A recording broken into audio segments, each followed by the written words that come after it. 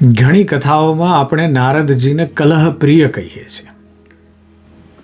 એવા જ પ્રકારના પાત્રો ગ્રીક કથાઓમાં એ પાત્રને હર્મિસ કહ્યું છે અને નોર્સ કથાઓમાં લોકી. હર્મિસે જનતાની સાથે જ ગાયોની ચોરી કરી, પણ ચોરીમાંથી જ સંગીતના દેવ અપોલોને તેમનું વાદ્ય લાયર જે કહે છે એ મળ્યું. તેવી જ રીતે લોકીએ થોરની પત્નીના વાળ કાપ્યા છે. દુષ્કર્મ લાગતું હતું, પણ તેના જ કારણે દેવતાઓને થોરનો હથોડો મ્યોલનીર મળ્યો, દિવ્ય અસ્ત્ર મળ્યું. આ પાત્રો બ્રહ્માંડમાં અરાજકતા ફેલાવે છે. નારદજીને, હર્મેસને, લોકી. પણ એનાથી જ એક નવી અને વધુ સારી વ્યવસ્થાનું નિર્માણ થઈ શકે છે.